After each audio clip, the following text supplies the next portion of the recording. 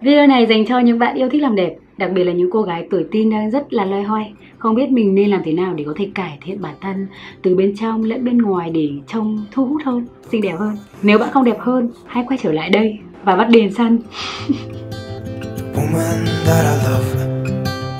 Xin chào mọi người, mình là Sun. Rất là lâu rồi mới quay trở lại với một video về làm đẹp. Những cái thói quen làm đẹp ngày hôm nay thì Sun đã đúc kết từ khá lâu rồi. Có lẽ là từ những năm tháng tuổi teen biết làm đẹp cho đến bây giờ. Và đến tận ngày hôm nay mình vẫn áp dụng những cái thói quen này để có thể khiến mình trông tự tin hơn, đẹp hơn với chính bản thân mình. Và chúng ta hãy cùng xem những thói quen này là những thói quen gì nhé.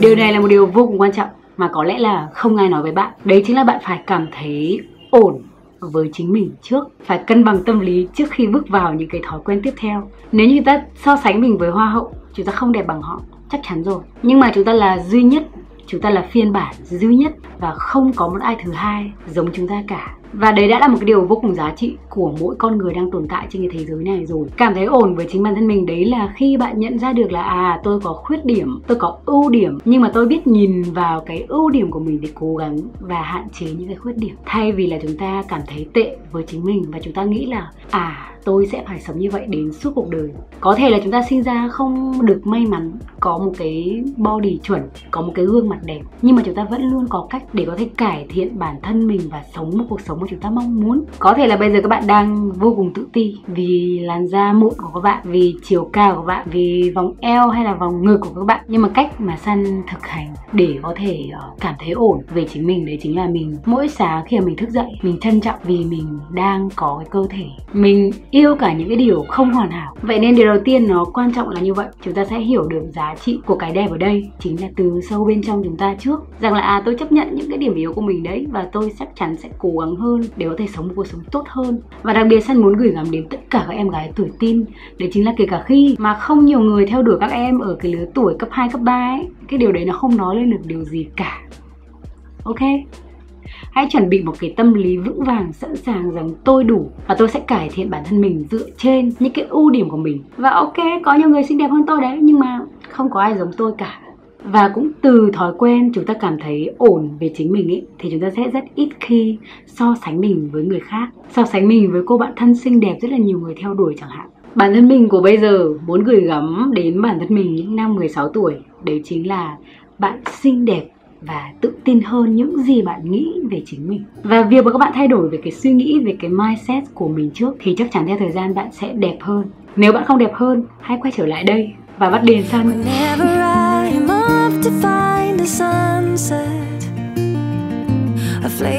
Và điều thứ hai, tất cả cô nào của chúng ta đều cần phải chú ý đến điều này, đấy chính là đồ lót. Tại sao mình lại nói điều này? Có thể là chúng ta quá quan trọng đến những cái gì mà chúng ta mặc bên ngoài, mặc áo kiểu gì, váy kiểu gì, quần kiểu gì, đúng không? Nhưng mà có thể là chúng ta chưa quan tâm lắm đến cái đồ lót mà chúng ta đang mặc, mà đó thực sự là một trong số những điều quan trọng nhất để chúng ta có thể ăn mặc đẹp hơn và tự tin hơn. Nếu chúng ta không cảm thấy thoải mái với cái món đồ lót bên trong ấy, thì rất là khó để chúng ta có thể tự tin khi mà chúng ta bước đi này, khi mà chúng ta đứng hay là ngồi này. Ngày trước ấy, cái tầm tuổi teen ấy, thì đồ lót của mình gần như là mẹ mình mua. Mình không biết tự mình chọn cho mình những cái bộ đồ lót nó phù hợp, nó thoải mái và nó vừa vặn với cơ thể. Thường là mẹ sẽ áng chừng ngực mày như vậy thì khoảng tầm này xong rồi đi mua đó. Thì lúc đấy mình cũng không biết nhiều cái kiến thức về cái việc mà lựa chọn đồ lót này, xong rồi thì cái kích cỡ của mình như thế nào này, mình không hề biết những cái đấy luôn. Thì mãi sau khi mà lên đại học rồi thì gọi là tự lập rồi, bắt đầu tự đi mua những cái món đồ lót rồi thì quan tâm hơn một chút. Và cho đến bây giờ khi mà mình 25 tuổi rồi thì mình thấy cái điều đấy nó vô cùng quan trọng. Với mình thì tất cả mọi cô gái đều nên có một bộ đồ lót màu nút. Và phần lớn thì những cái món đồ lót của mình thì màu sáng là nhiều nhất. Tại vì nó cũng dễ dàng cho chúng ta nhìn nhận được tình trạng sức khỏe của cơ thể của mình rõ hơn là những cái món đồ màu tối. Ngoài ra những món đồ lót màu nút thì nó đều dễ dàng phù hợp với gần như tất cả những cái món đồ. Màu sắc nào cũng sẽ phù hợp và nó không bị lộ ra bên ngoài. Ví dụ như chiếc váy trắng mà Sơn đang mặc đây chẳng hạn thì nó cũng sẽ cần một chiếc áo lót màu nút. Mình có thể sẽ chia sẻ sau những cái loại đồ lót mà mình hay dùng nếu như mà mọi người quan tâm. Và đặc biệt hãy để ý đến chất liệu nha các bạn. Chất liệu là phải là cotton 100%, cái loại mà nó thấm hút mồ hôi cực kỳ tốt. Những cái loại mà làm từ ni lông hay là chứa nhiều ni lông thì các bạn đừng có mua, tại vì nó sẽ không thấm hút mồ hôi, gây bí bách, đặc biệt là trong cái thời tiết mùa hè nóng nực như thế này nữa. Và đương nhiên là chúng ta cũng phải thay đồ lót trong khoảng 3 đến 6 tháng. Và đây là một cái thói quen mà mình nghĩ là những cô nàng tuổi teen cũng nên để ý ngay từ bây giờ, chứ không phải là đến lúc mà 20 mấy tuổi mình mới quan tâm. Ngay từ bây giờ các bạn hãy để ý đến việc mà chúng ta tìm kiếm áo ngực như thế nào này, kích cỡ như thế nào này, lựa chọn vải như thế nào này ha.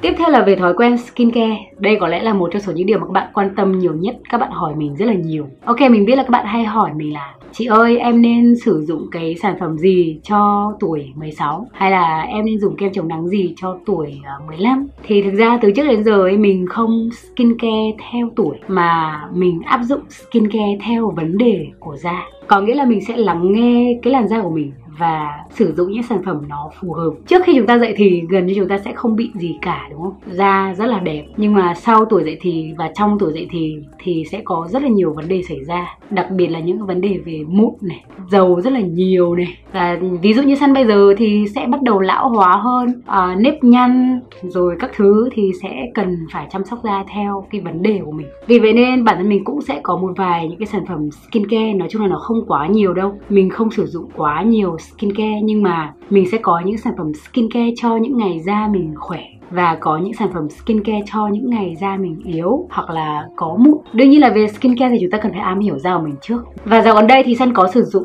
một vài cái sản phẩm mà cho những cái ngày mà da yếu ấy. Đây là hai sản phẩm đến từ nhà Sun by Me. Nó là serum và kem chống nắng. Thì cả hai cái này thì mình đều dùng trong cái khoảng thời gian gần đây. Cả hai em này thì mình đều rất là ấn tượng, tại vì giá thành thì khá là rẻ.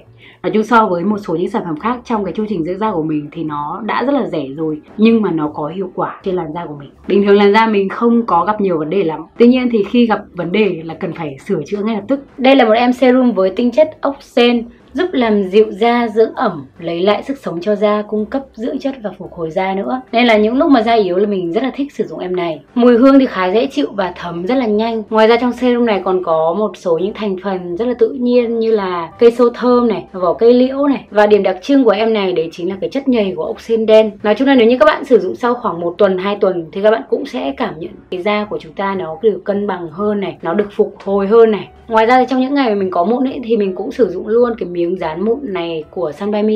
Nói chung là giá thành rẻ và xài rất là ok đấy. Nếu như các bạn make up thì các bạn cũng không thấy bị lộ nữa. Nên là mình khá là thích em này. Sau khi da mình đã khỏe lại rồi thì lúc đấy mục đích và cái yêu cầu của mình về da nó khác, nên là mình sẽ sử dụng một cái serum khác mà nó giúp cho cái làn da của mình bóng hơn. Như em này của Dior thì thực ra mặc dù mình chỉ mới sử dụng thôi thì mình thấy nó rất là ok. Và recommend cho các bạn nếu như các bạn cũng đang muốn tìm một cái serum mà nó giúp làm căng mịn và bóng da.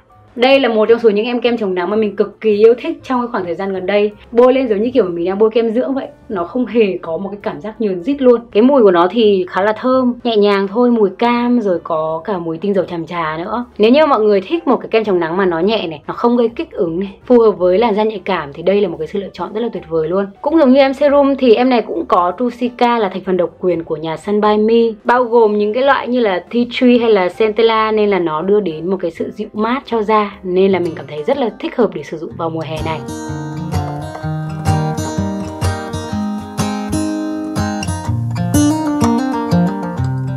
Tiếp theo đấy là việc làm trắng da. Cái này thì có lẽ là nhiều bạn rất là quan tâm đúng không? Tại vì cái vẻ đẹp của châu Á hay là Việt Nam chúng ta mà đánh giá cao là làn da trắng mềm mịn. Cái phương pháp này của Sun ý, nó sẽ không phải là giúp các bạn trắng bóc ngay lập tức, không có. Nhưng mà nó sẽ giúp các bạn trắng lên theo thời gian. Cái điều này thì mình cũng đã từng chia sẻ một lần rồi. Và bây giờ thì mình muốn chia sẻ lại cho các bạn. Thì chúng ta có thể sử dụng bột đậu đỏ. Cái hồi mà mình bắt đầu lên cấp 3 đó thì mình sử dụng cái bột đậu đỏ để có thể tắm khoảng 2 lần một tuần. Và sau đấy 1-2 năm thì mình thấy công nhận là da thay đổi rất là nhiều luôn. Các bạn có thể lấy cái hỗn hợp bột đậu đỏ này, một ít mật ong, một ít sữa tươi không đường hoặc là sữa chua không đường. Không đường nha. Và các bạn sử dụng cái hỗn hợp đấy, chúng ta sẽ tắm vào buổi tối. Sau khi chúng ta tắm nhẹ qua bằng xà bông thì chúng ta sẽ tắm bằng cái hỗn hợp đấy, xoa nhẹ nhàng trên da thế này này, kỳ cọ từng cái ngón tay, từng cái ngón chân một. Các bạn cũng có thể sử dụng cái hỗn hợp đấy cho cái vùng dưới cánh tay của bạn luôn cũng được, nhưng mà dưới cánh tay mà muốn hiệu quả hơn thì hãy dùng chanh. Mình sẽ nói về vấn đề đấy sau ha. Ngoài cái hỗn hợp bột đậu đỏ như vậy, các bạn hoàn toàn có thể sử dụng những cái hỗn hợp bột khác như là cám gạo này, hay là yến mạch này, hay là bã cà phê. Nó cũng rất là tốt trong việc mà tẩy đi những cái làn da chết, làm mới cái làn da của chúng ta bằng một cách rất là thiên nhiên, rất là lành tính và rất là rẻ nữa. Hiện tại bây giờ đây da của mình thì không phải là quá trắng đâu, nó cũng bình thường thôi, gọi là hơn trung bình một chút. Còn nếu như bạn muốn da trắng bóc ấy, cực kỳ trắng ấy, thì thứ nhất là làn da bẩm sinh của bạn. Nếu như mà da chúng ta bẩm sinh nó không trắng tinh ấy, mà chúng ta muốn trắng tinh ấy, thì chúng ta phải sử dụng những cái biện pháp đặc biệt, đặc trị đó, như kiểu là đi ra ngoài da liễu, đi ra ngoài cái spa và tắm trắng hay là tiêm trắng. Thì nếu như các bạn quan tâm đến những điều đấy thì bạn có thể tìm hiểu về những điều đấy. Mình hướng đến một làn da khỏe mạnh, mịn màng, và có thể là nó sẽ được chăm sóc dần dần, nuôi dưỡng dần dần để có thể trắng hơn một chút dần dần, chứ không có mong muốn là nó quá trắng, nó trắng tinh. Nhưng mà với cái thói quen này thì các bạn đừng mong là nó sẽ đẹp ngay trong 1-2 ngày nhé, không có đâu. Ít nhất là 6 tháng hoặc là 1 năm ấy, thì nó sẽ nhìn thấy rất là rõ ràng. Và mình nghĩ là làm đẹp mà muốn an toàn, lành tính, đơn giản, tự nhiên ấy, thì cũng không thể nào mà nhanh được, từ từ, chậm mà chắc. Ok.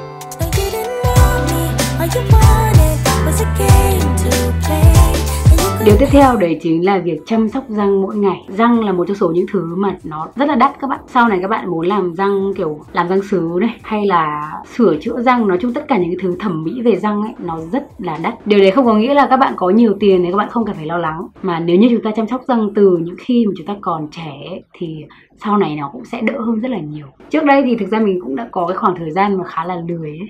Mình lười đánh răng buổi tối ấy các bạn, nên là cũng có bị gọi là sâu răng, mà nó sâu đến mức mà phải diệt tủy, nó ở tận bên trong này này. Nhưng mà cái điều may mắn là nó tận ở bên trong răng thì cũng không có vấn đề gì, nó không ảnh hưởng nhiều đến thẩm mỹ, và bây giờ thì nó cũng đã rất là lành lặn rồi, không vấn đề gì. Tuy nhiên thì có rất là nhiều bạn vì không chăm sóc răng tốt ấy, nên là cái hàm răng của chúng ta bị vàng này, hay là bị tiết ăn răng, rồi đen, rồi có rất là nhiều vấn đề về men răng á. Thì ngay từ khi mà chúng ta còn trẻ, hay là ngay từ bây giờ đi, chúng ta phải chăm sóc răng thật là kỹ càng. Khoan vội nói đến việc chăm sóc răng bằng những cái phương pháp hay là những cái chất tẩy rửa. Trước hết chúng ta phải đảm bảo cái chu trình chăm sóc răng hàng ngày. Đầu tiên đấy chính là đánh răng mỗi ngày ít nhất là 2 lần, buổi sáng sau khi thức dậy và buổi tối trước khi đi ngủ. Và nếu như mà các bạn quá lười đi thì các bạn cũng nhất định không được bỏ đánh răng buổi tối. Tại vì nếu như các bạn bỏ đánh răng buổi tối, lười giống như mình ngày xưa ấy, thì răng sẽ bị sâu răng.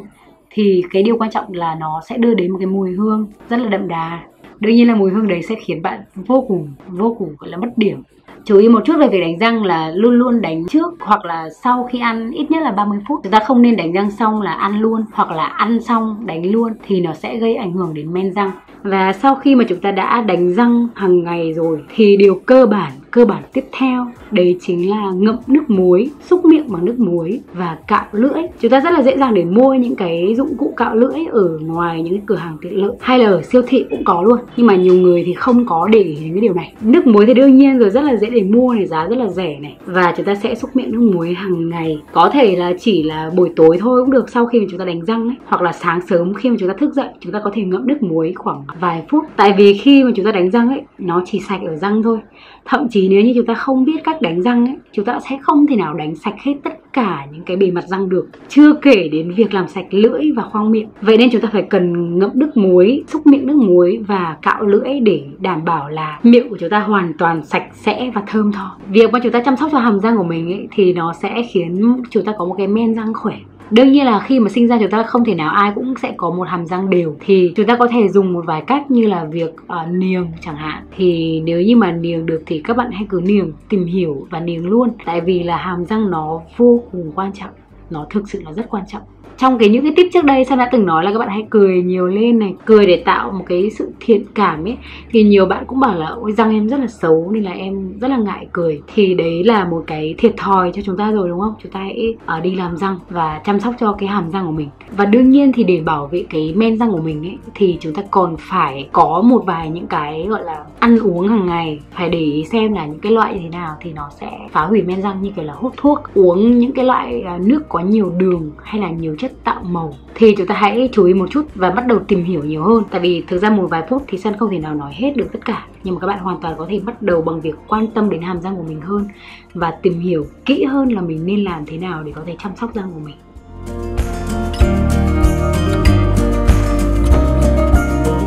Và tiếp theo là tóc, cách mình chăm sóc tóc như thế nào. Rất là nhiều bạn hỏi về mái tóc của mình. Kinh nghiệm của mình dành cho tất cả các bạn đấy chính là hãy để tóc tự nhiên, không dùng hóa chất, hoặc là hạn chế sử dụng những cái hóa chất tẩy rửa đến mức tối đa. Mình biết là những cái màu tóc mà nó sáng ấy, thì nó sẽ đưa đến cái sự chú ý này, sự nổi bật, sự cá tính, đúng không?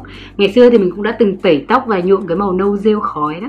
Nhưng mà mình phải chia sẻ thật lòng với các bạn, đấy chính là khi mà tóc của chúng ta sử dụng hóa chất ấy, thì nó sẽ mất rất là nhiều thời gian để có thể chăm sóc và lấy lại như ban đầu. Có nghĩa là chúng ta phải đánh đổi. Nói chung là rất là hiếm khi mà những cái mái tóc tẩy mà trông mượt và đẹp như những mái tóc nguyên gốc. Đương nhiên là sẽ có, nếu như mà bạn bỏ ra một số tiền rất là lớn để làm tóc và sử dụng những cái nguyên liệu tốt nhất. Và sau đấy thì hàng tuần các bạn đều được chăm sóc ở spa, được chăm sóc một cách rất là chỉn chu ấy, thì nó mới đẹp được. Vậy thì nếu như mà các bạn sử dụng hóa chất cho tóc như kiểu là uốn, nhuộm, ép chẳng hạn, thì các bạn hãy đảm bảo rằng mình có thể chăm sóc được em nó, chăm sóc được em nó không bị khô, không bị xơ, vẫn suôn mượt và rất là đẹp như bình thường.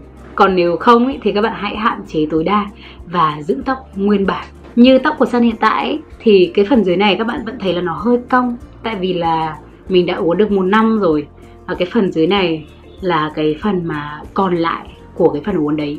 Và đúng là ở trên này nó rất là mượt, nhưng mà dưới này thì nó vẫn hơi khô, tại vì là tóc đã qua cái hóa chất là nó sẽ khác rồi. Và đương nhiên là ngọn tóc lúc nào nó cũng sẽ kiểu cháy nắng nhiều hơn kiểu vậy. Mình không sử dụng những cái loại làm nóng để tạo kiểu. Vì vậy nên là cả cái việc mà mình sấy tóc cũng vậy, mình cố gắng sấy ở cái nhiệt độ mà nó vừa phải thôi. Nó ở giữa, không phải là nhiệt độ nóng nhất. Trước và sau khi sấy tóc thì mình đều sử dụng những cái loại dầu dưỡng để có thể giúp tóc mình khỏe hơn. Trước khi sấy thì mình hay sử dụng em này để có thể tóc không bị cái nhiệt của cái máy sấy làm tổn hại đến tóc ấy. Và em này rất là hiệu quả luôn. Mình mua em nó trong một cái ngày rất là vô định. Mình đi lung tung và mình lọt vào một cái cửa hàng mỹ phẩm và mua được em này thôi. Nhưng mà mình sẽ tìm thử xem ở trên mạng người ta có bán hay không, tại vì nó cũng sắp hết rồi. Nó cũng sắp hết rồi, mình mua em này mình dùng đến giờ cũng rất là lâu rồi đó. Mỗi lần xịt thì cũng chỉ vài ba xịt thôi nên là nó cũng không quá tốn. Cái tên cũng khó đọc nữa, Ahead Premium Hidden. Sau khi sấy xong thì mình sẽ xài em này. Mình có cả size to cơ, nhưng mà đây là cái size bé để đi du lịch ấy. Thì lúc mà đi du lịch thì mình không bao giờ thiếu hai em này. Thì đấy là một số những cái kinh nghiệm của mình trong việc chăm sóc tóc. Và hiện tại thì mình sẽ để tóc tự nhiên thôi. Mình sẽ không có ý định làm gì trong tương lai hết. Nhưng mà đương nhiên là có thể mình bỗng dưng một ngày nào đấy mình muốn nhuộm tóc hồng thì mình cũng sẽ nhuộm. Nhưng mà các bạn hãy đảm bảo là sử dụng những sản phẩm thật tốt để chăm sóc cho mình. Và bình thường 1 năm thì mình cũng đi hấp tóc khoảng 2 đến 3 lần. Một lần hấp thì nó mất khoảng từ 1 đến 2 triệu. Nhưng mà mỗi lần hấp như vậy thì nó sẽ đưa cái dưỡng chất vào tóc ấy. Nó sẽ giúp cho tóc mình khỏe hơn, đẹp hơn. Nếu như được thì các bạn cũng có thể đầu tư một chút. Cảm ơn mọi người rất là nhiều. Mọi người có thể like video này hoặc là share cho những người mà các bạn cảm thấy là họ cần nó. Đừng quên là nhấn nút đỏ, nút chuông để đăng ký ủng hộ kênh của Sun. Để đăng ký ủng hộ kênh của Sun ra nhiều video mới hơn trong thời gian tới. Tạm biệt và hẹn gặp lại mọi người trong những video lần sau.